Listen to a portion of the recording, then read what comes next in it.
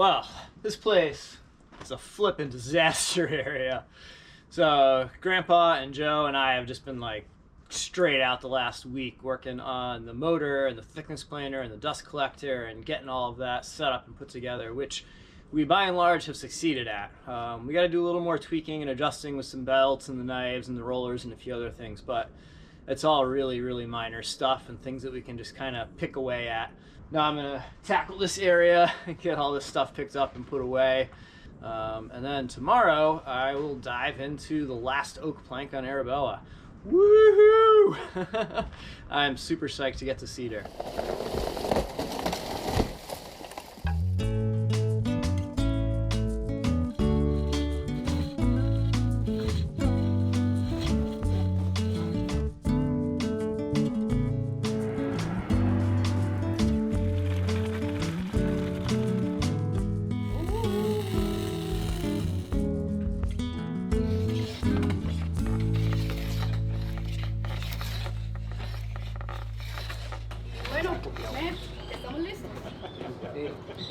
It was day 2 of our blacksmithing course at El Astillero Verde in Costa Rica. Make sure to check out our last week's episode, the first part of our trip here, or check out the description below for information on the talented people and amazing projects involved here. An important part of the course was talking about how to make charcoal. We were going through a ton of it for the class already, so we made up another oven and Jack showed them a simple and effective method for getting this done. Okay. Pero esta es la parte de abajo. Este lado.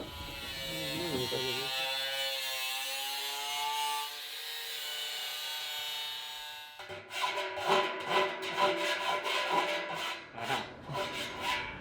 Entonces casi hasta abajo, un poquitico, tal vez hasta esta. Probamos. Yeah, right to this fan.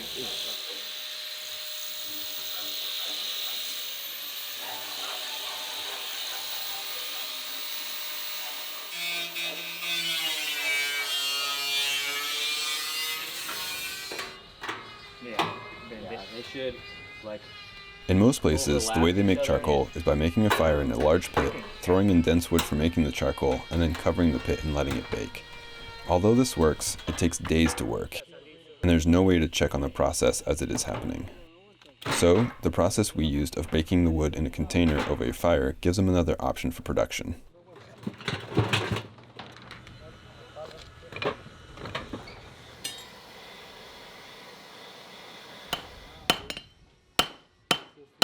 Med from Shipyard Forge was doing another tool demo to start the class. This morning, he was hammering out a quick set of dividers.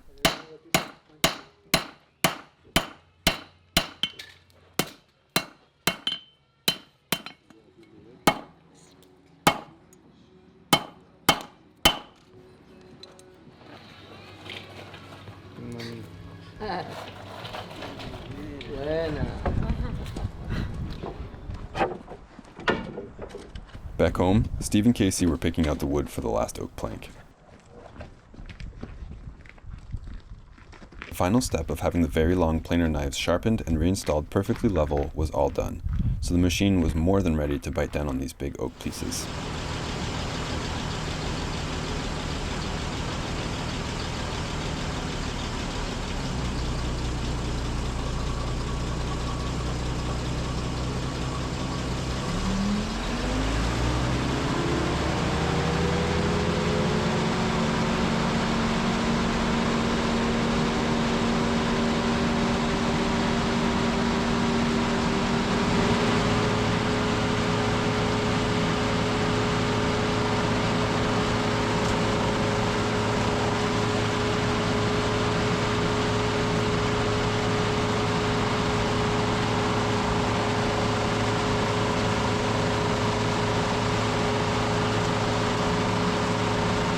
And like we said before, we're still using the delta for the final passes because it can take the thickness down in smaller increments, and there's less chance of tear out. But this requires much less time to get done now that we have the big one outside. Well, my friend Jeff came over to help me glue up this plank, and it is cold today. I mean, it started out, it's like 20 degrees. We're not even to 30 yet, which is below freezing. And we haven't tried to glue up a plank when it's quite that cold out. And we mixed the glue up and we opened up the plank, and by the time we started to spread the glue, the plank was cold and the glue immediately started to get really, really thick, and it didn't seem right. I think it was going to give us a chance of a bad glue joint, and I don't think it's worth risking. So we're going to jet out of here and go try to do a little rock climbing, maybe some trail work at a new crag out in Western Mass. And the weather's supposed to warm up significantly tomorrow. So I'll clean up the glue off the one scarf that we tried to glue tomorrow afternoon. And I think even just the 15-degree warmth difference that we're gonna have is gonna make a big difference. It's just, I don't think it's worth trying to mess with it and get a bad glue joint on these planks. So, I don't know. Sometimes that's with cookie crumbles, I guess. That was a lot of fun. Yep. Thanks for putting it up. Oh, God, yeah. And the rock on it is just so good. Yeah, super good. After a quick lap on top rope, Jeff headed up to cut the few trees around the new route.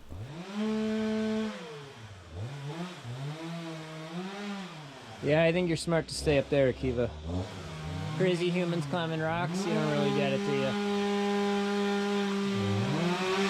And I think I'm gonna come join you in a second, Akiva, because I think it's coming right at us.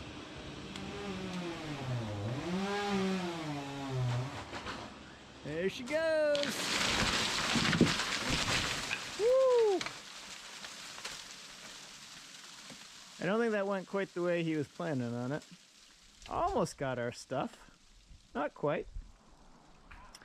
Alright, good morning from Sandersfield. So came out here yesterday with Jeff and did a little bit of climbing on this wall here. And now he is up there, if you can see him. And what he's working on is putting in a bolt for an anchor. So on some of these cliff faces, there's no real natural cracks to put gear in.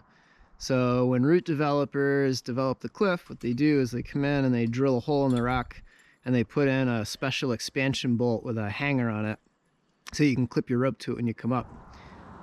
So Jeff is up there. He's starting to suss out the moves and figure out bolts in the second pitch. I'm a little more than halfway up the first pitch. And there is the ground and Akiva down there. Hey Akiva, that's a good boy.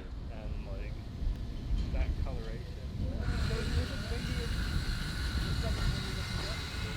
Morning everybody. So it is day 3 of the basic blacksmithing course that we're putting on here at El Astillero Verde in Punta Morales. This is in conjunction with Sail Cargo, but it is not the same endeavor as Sail Cargo. So Sail Cargo is building Seba, that is right next to me, but El Astillero Verde is going to be the shipyard. So that's what they're planning on doing with this area, to set up this educational center, and they're going to expand on this and be able to teach the locals and others different trades. So today I cleaned this out, but I leave this nice compacted layer around the edges. Entonces hoy él todo eso, pero van a dejar todo eso como compacto aquí. So our blacksmithing course right here is kind of a test. Steve and I wanted to put this on with our friends to see if we could get some sort of course that can be taught over and over here. And it seems to be going very, very well. We've got a couple of older students and a couple younger students. The older students have a ton of experience with woodworking and a little bit of experience with metal, so to give them that little extra push and know that them being, big figures in the community is going to make a big difference.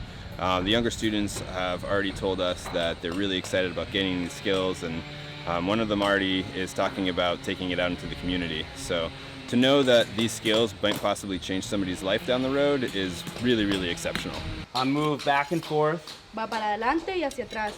And for the tip, I use the forward end of the hammer. Y para el final, usa la parte de adelante del martillo. And as I try and get this one, I'm using the toe end, the bottom Y end. como intento ir aplastando hacia el final, empiezo a usar la parte de atrás del martillo. I'm not doing this. No está haciendo eso, como rastrillando hacia Or el this. frente, o eso. Everything hits straight down. Golpea justo. My preference would be dress this, make it look all nice, everything nice and straight, but you guys have seen this a couple times, so I think you understand what's going on. If you finish your dividers and you want to work on something like that, or the other hook, go ahead.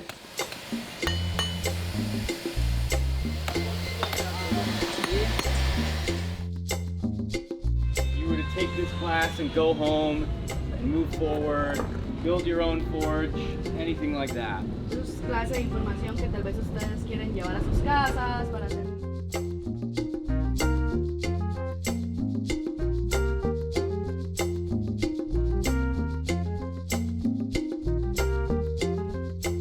Work continued on Maracuya, the small boat that Kit diligently worked on with the help of Anne and Andrew throughout our visit. The diversity of skills in our small group from this trip is impressive, and if you'd like to follow some of their diverse projects on social media, please check in the description below.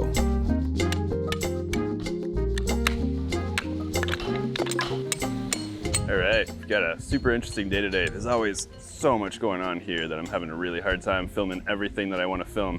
But I think today I'm going to do a quick walk around everything that's going on. So we're going to be working on the metal class with the students again. Might be doing some smelting with a little clay forge that Jack built. They're also, if you can look right here, they're going to be putting up a frame right at the stem. So I'm going to see if I can catch that.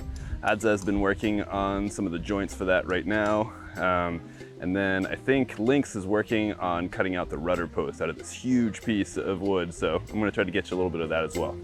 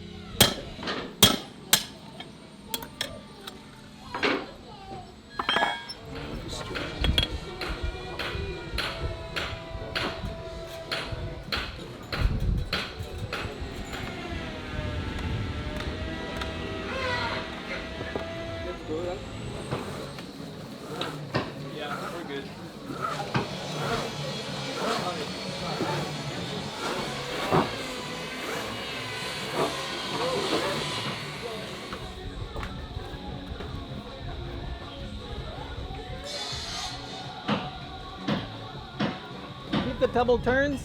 Keep the double turn. Lock it. You just pull down. Hey, Ned. Just hanging around. Run away. Thanks, Jeremy.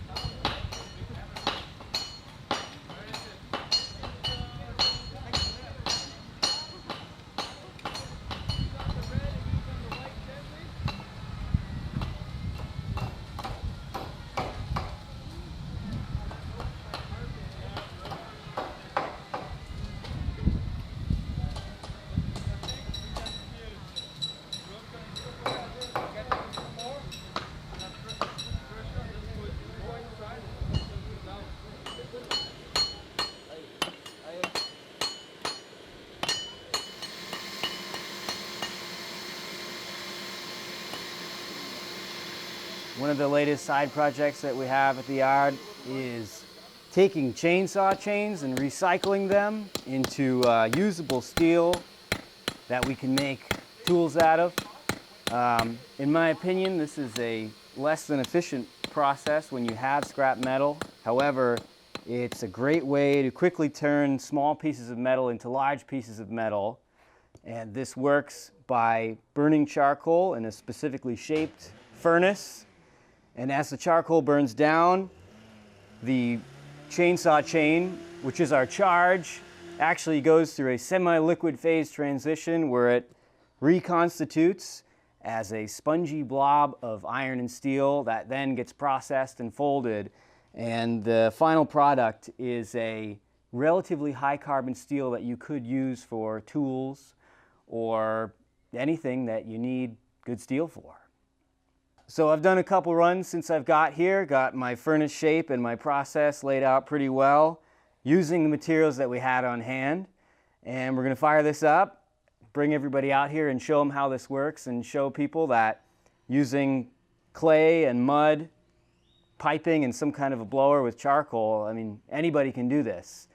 This is a very ancient process. This hasn't changed much over the last 2,000–3,000 years.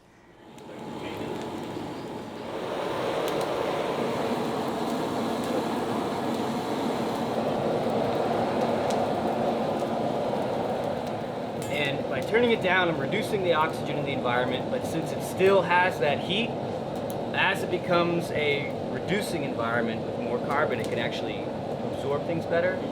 What really is going to count is when everything is conglomerated and those edges that are semi-molten and liquid and kind of spongy and moving around a bit, they can take in more carbon, and I'll actually let this kind of sit at a decent temperature and just kind of soak it all in.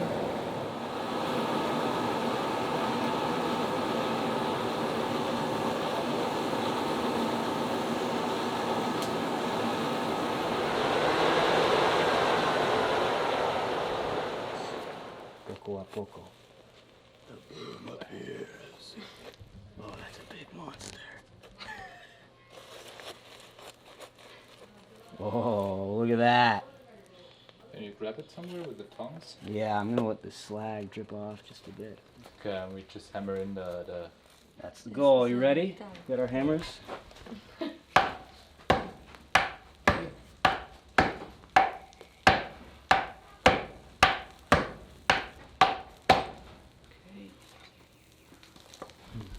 And so this little pieces are the things you're trying to get off? They're mostly slag. Some of them probably have iron in them, and they'll get remelted in the next batch. But under the hammer, you can feel where the good kid is. Okay.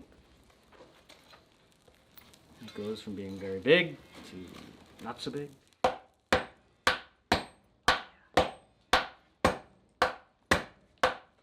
The next morning, they were firing up their unique chainsaw rig. They made this rig to cut the bevels on the futtocks for the giant frames that they were making out of extremely dense guapinol. Due to its density, this wood is hard to cut effectively on the ship saw and would stall it out.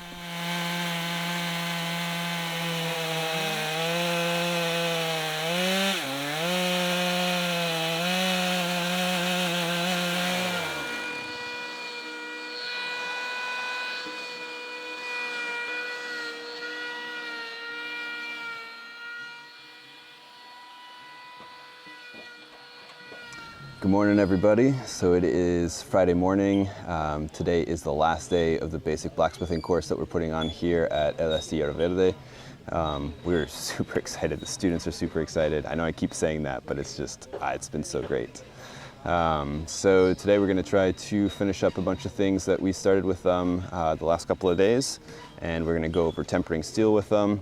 And later this afternoon, the entire yard breaks off early on Fridays, so we're going to try to give all the yardies a quick tutorial as well and kind of leave them off with that. And then next week is an optional week for the students, so maybe a lot of them are going to come back for that. I have a feeling they will. But we're also going to try to roll through a bunch of the people that are in the yard here so that we can leave them with some basic skills here. It would be really cool if we can get them to understand how to temper their planes and chisels and get them working on that kind of stuff so they don't have to worry about that or bring them anywhere else.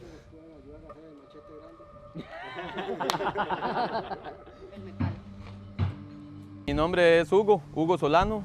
Ahora estoy construyendo mi casa, la estoy construyendo y me gusta siempre hacer cosas, entonces por ahorita tengo ese proyecto, poco a poco la voy a ir haciendo y siempre me gusta aprender, sé un poco de carpintería, soldadura y cosas así, entonces si pudiera aprender más, pues para mí mucho mejor. La mayoría de las personas de esta zona no saben muchas profesiones y la mayoría de cosas que hacen es extraer moluscos de los manglares y pescar. Entonces con esto tienen opciones de hacer trabajos nuevos. El día de mañana pueden ir y trabajar a otros lugares y ya saben cosas nuevas que aprendieron aquí.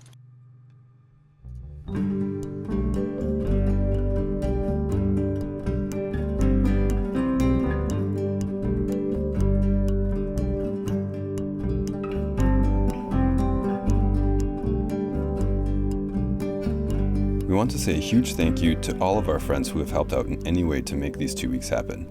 Please make sure you check out the description below for information on how to follow what these incredible people are doing themselves, as well as more information on the construction of the Ceiba, information on the nonprofit work at El Astillero Verde, and about the Sail Cargo project. Unfortunately, we weren't able to get the container out of customs before we had to leave, but the shipyard was extremely grateful for the generosity and for everything that was sent down. We'll keep you posted, of course.